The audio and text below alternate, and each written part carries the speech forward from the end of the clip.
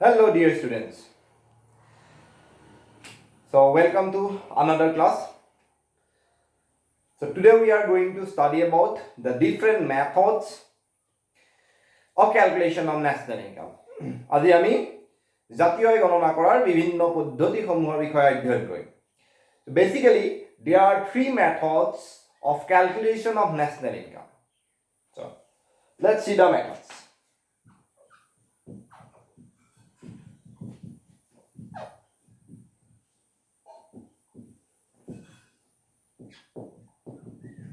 জাতীয় আয় গণনাৰ পদ্ধতি, methods of calculation of national income. First method is known as value added method. First method is called the value added method. অসমীয়াত মূল্য সংযোগ পদ্ধতি. Second method is income method. আয় পদ্ধতি. The third method is expenditure method.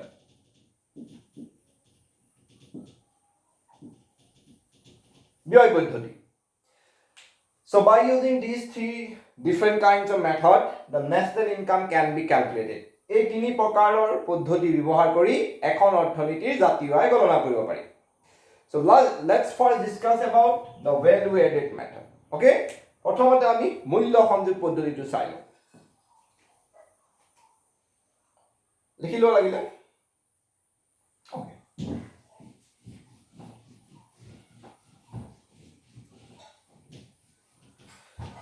Value added method.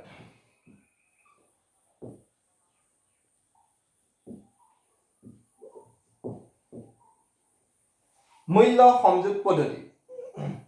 Before going to discuss about the value added method, let's see the meaning of value added. Value added method to পঢ়াৰ আগতে আমি প্ৰথমতে পঢ়ি লওঁ value added কি বস্তু. Value added অসমীয়াত কোৱা হয় মূল্য সংযোগ.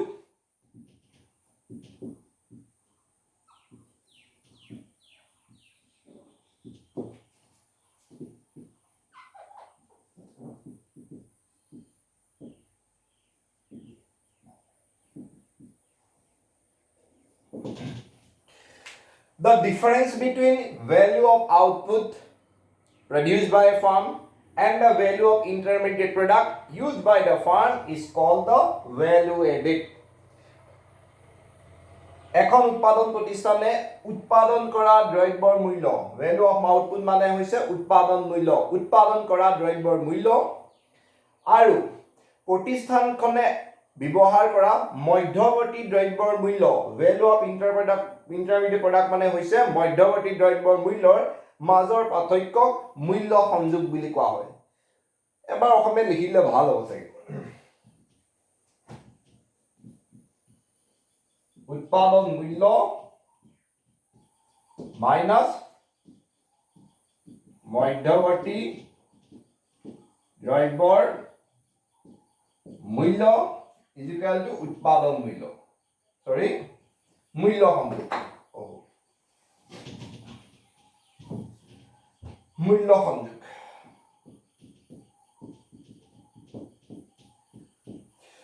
গতিকে এখন প্ৰতিষ্ঠানে সংযোগ কৰা মূল্য, এই সংযোজিত মূল্য বা মূল্য সংযোগ কাক কৰে? প্ৰতিষ্ঠানখনে যিটো দ্ৰব্য উৎপাদন কৰিলে তাৰ মূল্য আৰু সেই দ্ৰব্যটো উৎপাদন কৰিবৰ কাৰণে যিখিনি মধ্যৱৰ্তী দ্ৰব্য ব্যৱহাৰ কৰিলে, অৰ্থাৎ কেঁচা সামগ্ৰী ব্যৱহাৰ কৰিলে, সেইসমূহৰ মূল্যৰ মাজৰ পাৰ্থক্যটো কোৱা হয় মূল্য সংযোগ.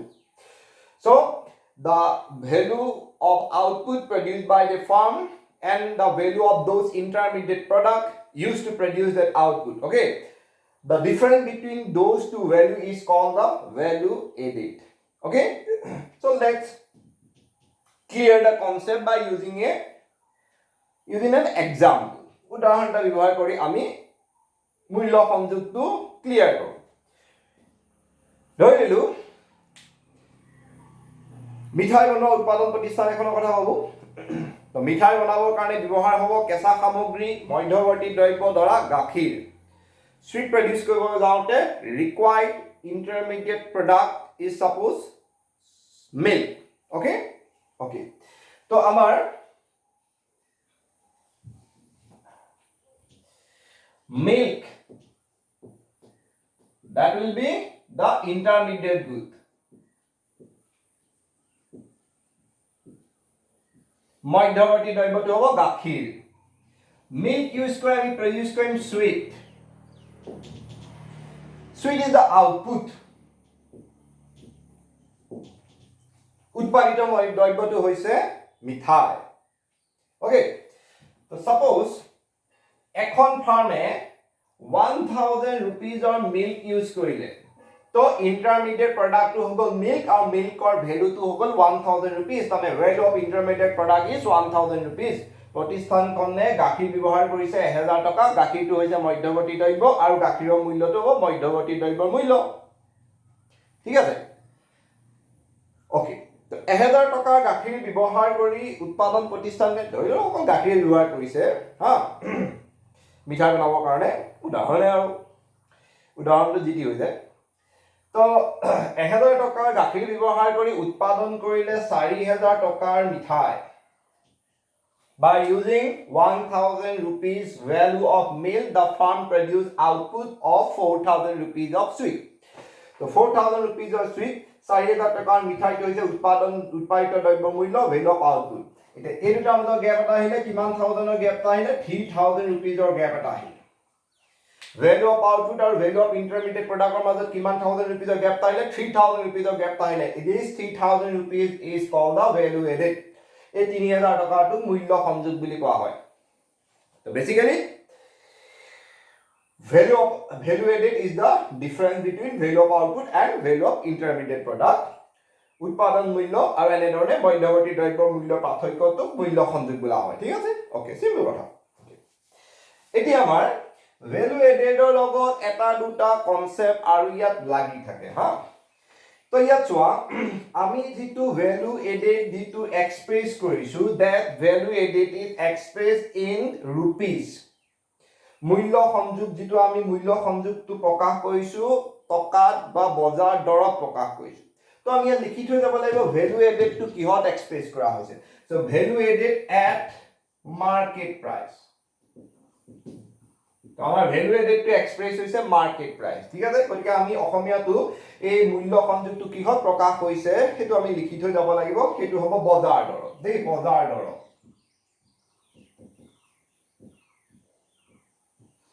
ঠিক আছে? ওকে, তো এইখিনিতে আৰু এটা টাৰ্ম ইয়াত ইনক্লুড কৰিব লাগিব. সেই টাৰ্মটো হৈছে চোৱা, এতিয়ালৈকে আমাৰ প্ৰডাকশন প্ৰসেসটো তোমালোকক কৈ গৈছিলো যে while producing different kinds of goods and services, the machineries are used in the production process. The machineries may be depreciated. Machinery বিলাক বেয়া হৈ যাব পাৰে. ঠিক আছে? To continue the production process, we have to repair or replace those depreciated assets, for which we have to make a cost. We have to bear a cost which is known as depreciation cost. মই কৈ গৈছিলো যে উৎপাদন ক্ষেত্ৰত যন্ত্ৰ ব্যৱহাৰ কৰিব লাগে, আগৰ ক্লাছত কৈছিলো সেই যন্ত্ৰসমূহ উৎপাদন ক্ষেত্ৰত বেয়া হৈ যাব পাৰে, গতিকে বেয়া হৈ গ'লে উৎপাদনটো বন্ধ হৈ যাব ন. তো সেই যন্ত্ৰপাতিবিলাক ভাল কৰিবলগীয়া হয় বা ৰিপেয়াৰ ৰিপ্লেস কৰিবলগীয়া হয়, সেই পুনৰ সংস্থাপন কৰিবলৈ যাওঁতে যেটো ব্যয় হ'ব সেই ব্যয়টো কোৱা হয় অৱক্ষয়. তো এই প্ৰডাকশন প্ৰসেসটো ডেপ্ৰিসিয়েশন হ'ব পাৰে. এতিয়ালৈকেটো ডেপ্ৰিসিয়েশনটো মাইনাস হোৱা নাই. ঠিক আছে? তো ডেপ্ৰিসিয়েশনটো মেবি ইয়াত এড হৈ আছে. মাইনাস কৰিলে গম পাম যে আমি ডেপ্ৰিসিয়েশনটো এক্সক্লুড কৰি দিয়া হ'ল. তো যেতিয়ালৈকে ডেপ্ৰিসিয়েশনটো থাকিব, ডেপ্ৰিসিয়েশন থকাটো ইন্ডিকেট কৰিবৰ কাৰণে গ্ৰছ ৱৰ্ডটো লিখিব লাগে, আৰু যদি ডেপ্ৰিসিয়েশনটো এক্সক্লুড হৈ যায় তেতিয়াহ'লে তাক ইন্ডিকেট কৰিবৰ কাৰণে আমি নেট ৱৰ্ডটো লিখিব লাগিব. তো এতিয়ালৈকে আমি ইয়াত কতো অৱক্ষয়ন মাইনাস কৰা নাই. অৱক্ষয়ন যেতিয়ালৈকে মাইনাস নহয় তেতিয়াহ'লে ই বনি থাকে স্থূল, আৰু যদি অৱক্ষয়নটো মাইনাস কৰি দিয়া হয় ই বনি যাব নিউট.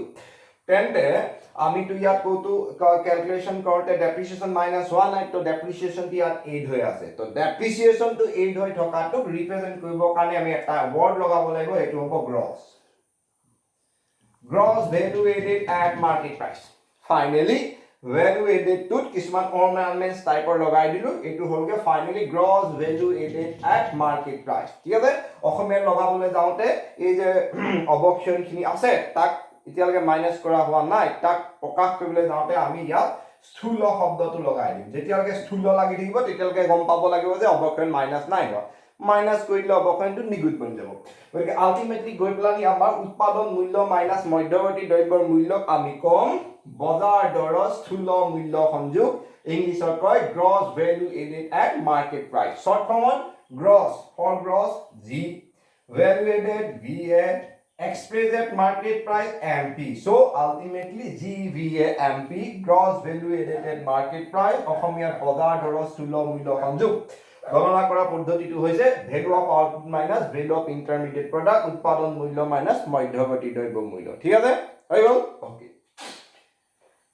এইখিনি মহাৰি বেলেগ এটা লিখালৈকে ভিডিঅ'টো পজ হওক okay So basically, gross value added at market price calculate কৰিব কাৰণে value of output minus value of intermediate product আমি এই ফৰ্মুলাটো ইউজ কৰিব লাগিব তো আমাৰ ওচৰত যদি এখন ফাৰ্মে এটা পাৰ্টিকুলাৰ ইয়াৰত কিমান আউটপুট প্ৰডিউস কৰিলে আৰু সেই ফাৰ্মখনে সেই আউটপুটখিনি প্ৰডিউস কৰিবৰ কাৰণে কিমানখিনি ৰ মেটেৰিয়েল বা ইন্টাৰমিডিয়েট প্ৰডাক্ট ইউজ কৰিলে তাৰ বেসিক আমাৰ যদি নলেজ থাকে ডাটা থাকে তেতিয়ালে সেই ফাৰ্মখনৰ কাৰণে আমি gross value added at market প্ৰাইচটো ক্যালকুলেট কৰিব পাৰিম বাট কেতিয়াবা ফাৰ্মৰ ওচৰত ফাৰ্মখনে কিমান আউটপুট প্ৰডিউস কৰিলে তাৰ ডাটাটো নাথাকিব পাৰে কাৰণ ফাৰ্মবিলাকে কন্টিনিউয়াছলি পাৰ ইয়াৰ প্ৰডাকশন কৰি থাকে তো কিছুমান ফাৰ্মৰ ওচৰত ডাটা insufficient হ'ব পাৰে বা যদি illiterate হয় সেই মানুহবিলাকে বা বৰ বেছি কেয়াৰফুল নহয় তেওঁলোকে বৰ বেছি ডাটা মেইনটেইন নকৰে তো কেতিয়াবা আমাৰ ওচৰত ফাৰ্মখনৰ আউটপুটৰ ভ্যালুটো নাথাকিব পাৰে প্ৰতিষ্ঠানখনে কিমান টকাৰ দ্ৰব্য উৎপাদন কৰিলে বছৰটো তাৰ আমাৰ তথ্যটো নাথাকিব পাৰে যদি নাথাকে তেতিয়ালে কেনেকৈ উলিয়াব লাগিব তো যদি আমাৰ আউটপুটৰ ভ্যালুটো নাথাকে value of output data নাথাকে value of output অসমীয়া মিডিয়ামত উৎপাদন মূল্য দেই উৎপাদন মূল্য লিখা নাই তোমালোকে লিখি লবা উৎপাদন মূল্য ওকে তো আউটপুটৰ ভ্যালুটো যদি নাথাকে তেতিয়া হলে আমি আউটপুটৰ ভ্যালুটো উলিয়াবলৈ যাওঁতে বেলেগ টেকনিক ইউজ কৰিব লাগিব তো ফাৰ্মখনক সুধিব লাগিব যে আপোনালোকে কিমান আউটপুট প্ৰডিউস কৰিলে তাৰ ইনফৰমেশন নাই বাৰু ঠিক আছে ইয়াৰ টু লাষ্টত কিমান আউটপুট প্ৰডিউস কৰিছিলে সেই বছৰটা আপোনাৰ ইনফৰমেশন নাই তেতিয়া খুদিব লাগিব আপোনালোকৰটো সেলৰ ইনফৰমেশন আছে হয় নাই তো সেলৰ ইনফৰমেশনটো লব লাগিব সেলৰ ইনফৰমেশন বিক্ৰী সেলটো বিক্ৰী বুলি কোৱা হয় বিক্ৰী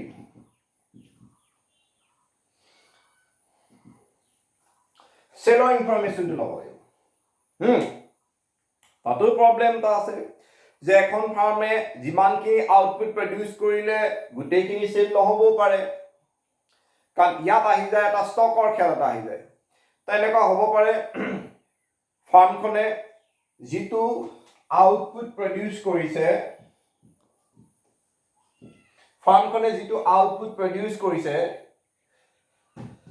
এক্স্যাক্টলি সেলটো এক্স্যাক্টলি তাৰ লগত ইকুৱেলো হ'ব পাৰে और जितु आउटपुट प्रोड्यूस কৰিছে তাতকে সেলটো কমও হ'ব পাৰে ঠিক আছে যদি ফাৰ্মখনে আউটপুট প্ৰোডিউস কৰিছে 1000 আৰু সেল হৈছে মাত্ৰ 800 তো বাকি 200 কোড গল বাকি 200 থাকিব ষ্টক মজুত হিচাপে থাকিব হয়নে তেতিয়াৰে ফাৰ্মখনৰ আউটপুট যেটো প্ৰোডিউস কৰিব তাতকে সেলটো বেছি হৈ যাব পাৰে যিখিনি দ্ৰব্য উৎপাদন কৰিব তাতকে বিক্ৰীটো বেছি হৈ যাব পাৰে ঠিক আছে ফৰ এক্সাম্পল 1000 ইউনিটছৰ আউটপুট প্ৰডিউস কৰিলে 1000 ইউনিটছৰ আউটপুট প্ৰডিউস কৰিলে আৰু সেল কৰিলে 1200 ইউনিটছ সো বাকি 200 ইউনিটছৰ এক্সট্ৰা সেল কোপা হ'ব সেই যেটো আগৰ ইয়াৰৰ ষ্টক আছিল তাৰ পৰা আমি সেই সেলখিনি কৰিব লাগিব ঠিক আছে তেতিয়া হলে আউটপুটৰ ভ্যালু আৰু সেলৰ ভ্যালু দুটা এক্সাক্ট নহব পাৰে হে হ'ব নে নহয় হেতু ডিপেন্ড কৰিব কিহৰ ওপৰত ষ্টকৰ ওপৰত মজুতৰ ওপৰত ঠিক আছে তো সেই কাৰণে আমি সেলটো সোৱাৰ পাছত সেলৰ ইনফৰমেশন লোৱাৰ পাছত আমি খুদিব লাগিব ষ্টকৰ ইনফৰমেশন ফাৰ্মখনৰ আউটপুট খিনি ষ্টক হিচাপে থাকি গৈছে নেকি ইয়াৰটো ঠিক আছে তো আমি ইয়াত লগতে আমি ইনফৰমেশন লাভ লাগিব চেঞ্জ ইন ষ্টক মজুতৰ পৰিৱৰ্তন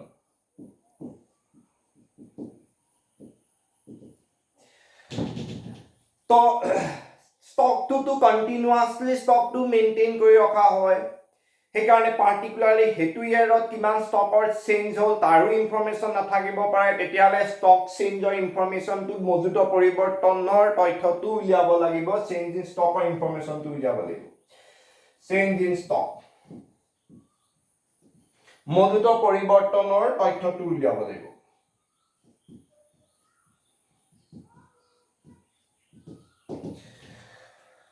তো মজুত পৰিৱৰ্তনৰ চেঞ্জ ইন ষ্টক ক্যালকুলেট কৰা ফৰ্মুলাটো হ'ল closing stock minus opening stock অসমীয়াত কোৱা হ'ব বন্ধ মজুত মাইনাস খোলা মজুত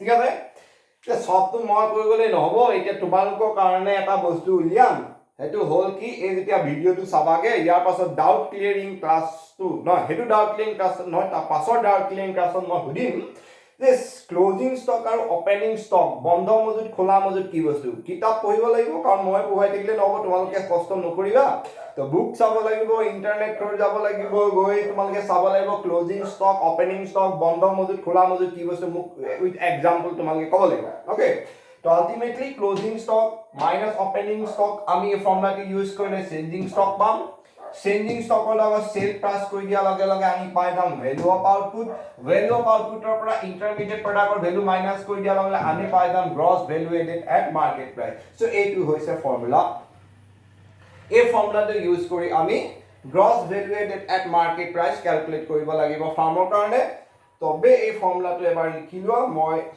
ভিডিওত পজ হোৱা নিচিনাকৈ ৰৈ দিছো অকমান দেখিব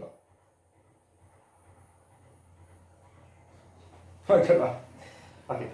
তো আমি এটা এক্সাম্পল দিম এক্সাম্পলটোত এই ফৰ্মুলা বিলাক ইউজ কৰি আমি সামটো কৰিব লাগিব হলে ঠিক আছে ওকে ইয়াতে আৰু দুটামান কৈ লওঁ একে সাথে বাকি যত যি ফৰ্মুলা আছে সব শিকাই লওঁ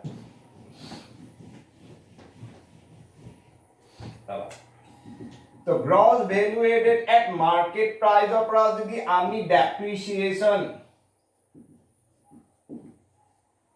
depreciation অবক্ষয়ন gross value added at market price সপৰা যদি অবক্ষয়ন depreciation মাইনাস কৰো তেতিয়ালে ফালে মই কি পাম ক্লাছত থকা হেতেন একেবাৰে লাষ্ট বেঞ্চৰ কৰ্নাৰটো মই আজি উঠাই খুদিয়ালো তেন্তে নাই উপায় নাই Okay.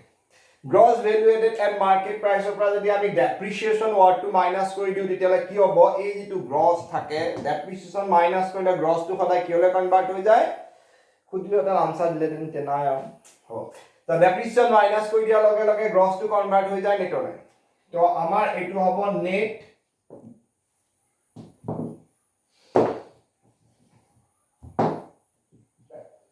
net value added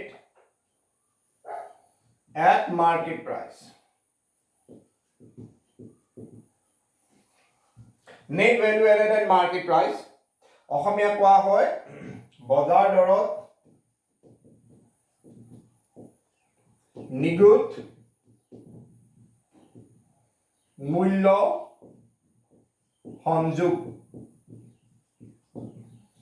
NVAMP তো গ্ৰছ ভ্যালু এডেডৰ পৰা যদি ডেপ্ৰিচিয়েচন অবক্ষয় মাইনাস হৈ যায় তেতিয়ালে এইটো ওলাব NVAMP net value added at market price ঠিক আছে আহিব পাৰে কেতিয়াবা net value added at market price calculate কৰিলে next net value added at market প্ৰাইসৰ পৰা যদি আমি NIT নেট ইনডাইৰেক্ট ট্যাক্স নিগুত পৰীক্ষকৰ নেট ইনডাইৰেক্ট ট্যাক্স মাইনাস কৰি যাও তেতিয়াহলে আমাৰ কি ওলাব এইখিনিতে চাগে পাহৰি গলা নেট ইনডাইৰেক্ট ট্যাক্স কাক কয় আগৰ ক্লাছত বুজাই তো আছে যদি লিখি গৈছা এবাৰ কপি টু মিলি চাই লোৱা নেট ইনডাইৰেক্ট ট্যাক্স কি হয় বহুতে নচোৱা মই জানোই কৈ যায় ভাল হ'ব নেট ইনডাইৰেক্ট ট্যাক্স ক্যালকুলেট কৰা ফৰ্মুলাটো আছে ইনডাইৰেক্ট ট্যাক্স মাইনাস সাবসিডি নিগুত পৰীক্ষকৰ গণনা কৰা সূত্ৰটো আছিল পৰীক্ষকৰ মাইনাস সাহায্য তো নেট ইনডাইৰেক্ট টেক্স মাইনাস কৰি দিয়াৰ লগে লগে কি হ'ব সদায় ইনডাইৰেক্ট টেক্সটো নেট ইনডাইৰেক্ট টেক্স মাইনাস কৰি দিয়াৰ লগে এই এমপি বজাৰ দৰটো গুচি যায় ফ্যাক্টৰ কস্ট উপাদান দিয়লৈকে আলটিমেটলি আমি পাম net value added at MP নহয় এবাৰ আহিব এফসি দেখি নিদু তোমালোকে নিজে লিখি লবা মই কৈ গৈছো এটো হ'ব ইয়াৰ ফুল ফৰ্মটো হ'ব net value added at factor cost repeat once again net value added at factor cost অসমীয়াত উপাদান ব্যয়ত নিগুণ মূল্য সংযোগ হয়ো উপাদান ব্যয়ত নিগুণ মূল্য সংযোগ ওকে সো যিবোৰ আছে সব ফৰ্মুলা দিছো এতিয়া আমি এটা সাম কৰিম সাম এটা প্ৰেক্টিস কৰিম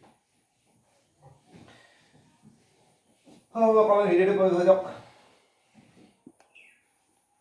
ওকে তো আমাৰ কোৱেশ্চনটো হ'ল ক্যালকুলেট GVAMP, NVAMP GVAMP আৰু NVAFC FC গণনা কৰা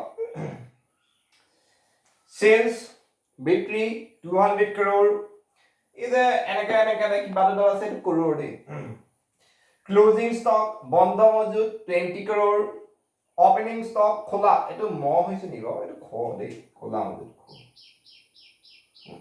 খোলা মজুদ 10 crore value of intermediate product मध्यवर्ती द्रव्य मूल्य 40 करोड़ अवक्षरण डेप्रिसिएशन 10 करोड़ एनआईटी निगुत परीक्षा कर मेट्रो के ठीक कर होल 10 करोड़ ठीक है तो আমি ইয়াৰ পৰা জিভিএমপি আৰু এনভিএফসি উলিয়াব লাগে প্ৰথমতে আমি জিভিএমপি টো ক্যালকুলেট কৰা দিমান যত ফৰ্মুলা আছে সেই ফৰ্মুলা বিলাক আমি চাই পেলানি অংকটো কৰিম তো এইখন লিষ্টখন পেট ল'ব লাগে হতে মই দিব লাগিব ন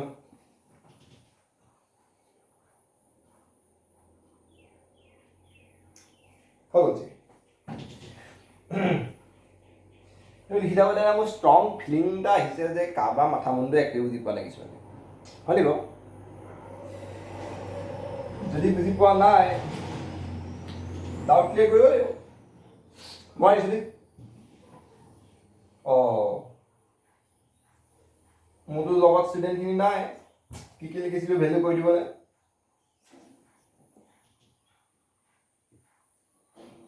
ডাঙৰ কথা however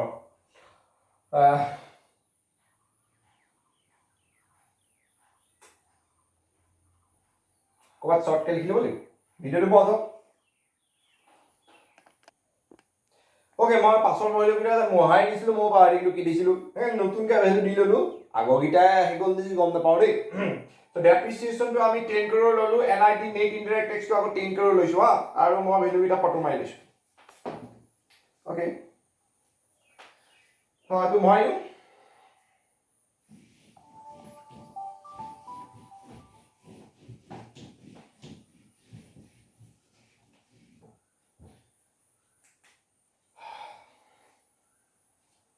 First আমি চাও আমাক ক্যালকুলেট কৰিব লাগে gross value added and market price ফর্মুলাটো হল value of output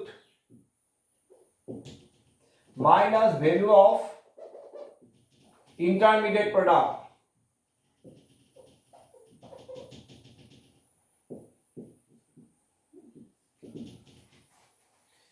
GVMP is equal to value of output minus value of intermediate product उत्पादन मूल्य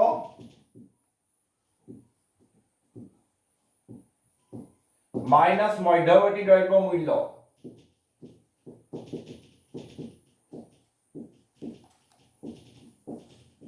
ओके तो सामটো চাও যে আমাৰ ভ্যালু অফ আউটপুট আছে নেকি ভ্যালু অফ আউটপুট নাই ঠিক আছে দেন আমি কি কৰিব লাগিব ভ্যালু অফ আউটপুট টো ক্যালকুলেট কৰিব লাগিব ভ্যালু অফ আউটপুট টো ক্যালকুলেট কৰিব লাগিব তো আমি ইয়াত ফাৰ্স্ট এক নম্বৰ দিও কাৰণ মই বুজাবৰ কাৰণে এটো ফাৰ্স্ট লিখি লৈছিলো বাট নাম্বাৰ 1 অফ বেলেগ কিবা এটা ফাৰ্স্ট ক্যালকুলেট কৰি ল'ব লাগিব তো আমি ভ্যালু অফ আউটপুট চাও ভ্যালু অফ আউটপুট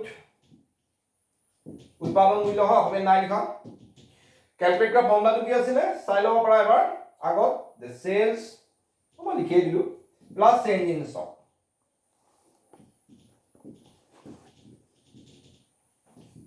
বিক্ৰী প্লাস মজুতৰ পৰিৱৰ্তন হ'ব লিখি দিলো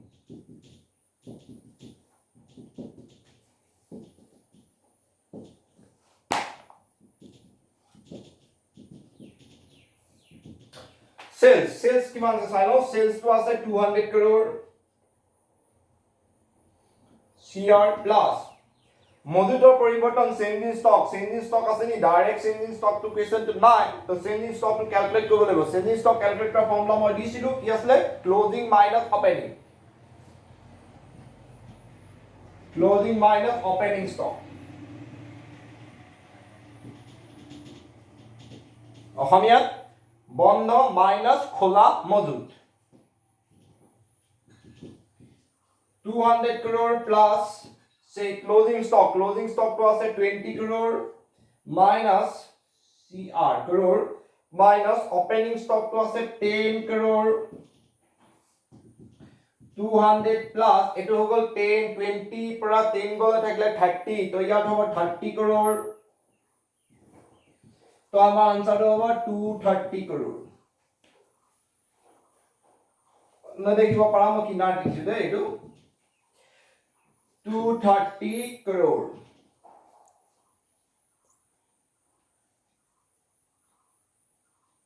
ও বুঝলো 20 minus 10 3 নে হয়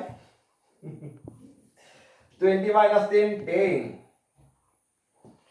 তো এটো হবগে আমাৰ 210 crore তো 210 crore টু হৈ গল আমাৰ আনসাৰ টু এতিয়া অকমান ওপৰত লিখিব লাগিব ভিডিওটো পজ হওক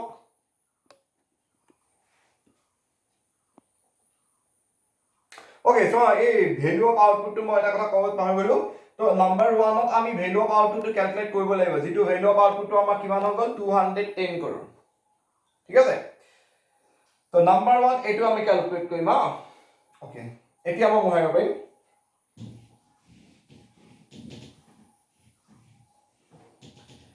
value of output to 210 crore এতিয়া আমি gross value added at market price calculate কৰিব পাৰিম নেকি পাৰিম obviously পাৰিম কাৰণ value of output আহি গল 210 crore minus value of intermediate product মধ্যবৰ্তী দ্ৰব্য মূল্য আছে নেকি চাই লওঁ আছে তো আছে 40 crore তো 210 ৰ পৰা আমি 40 crore minus কৰি দিব লাগিব কিমান crore হ'ব 180 crore নহলি 170 crore minus করলে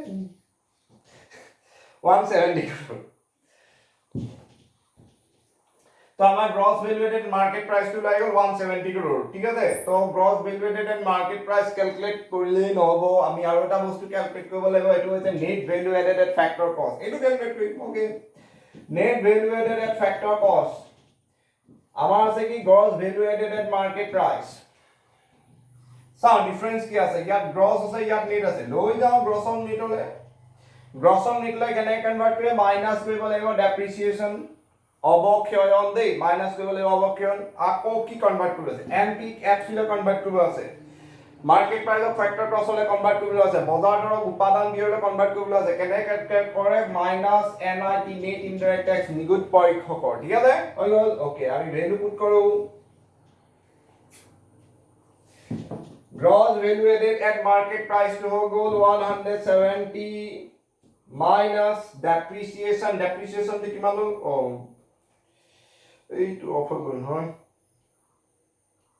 depreciation 10 next nit to goal 10 to bracket of ahiot crore to etu hoboge 170 minus 20 crore to answer to hoboge এই ভালে ভাইছো দেখিছাম নাই গম নাপাও তো 170 পৰা 20 crore মাইনাস কৰি দিয়া লগলে 150 crore হৈ গল এবাৰ ভুল হৈছে নি নাই না ঠিক আছে তো আমাৰ আনসাৰটো হৈ গল finally net value added at factor cost 150 crore আৰু gross value added at market price to হৈ গল 170 crore ঠিক আছে ওকে তো আমাৰ আজি ক্লাছত ইমানতে খতম হল তো আমি আজি পঢ়িলো কেনেকে gross value added at market price calculate কৰিব পাৰি related কেনেকে net value added at market price আৰু factor cost কেনেকে calculate কৰিব পাৰি এইলা পঢ়িলো আৰু আমি নেক্সট ক্লাছত পঢ়িম কেনেকে value added method to national income calculate কৰো ঠিক আছে তো আজিলে বাই বাই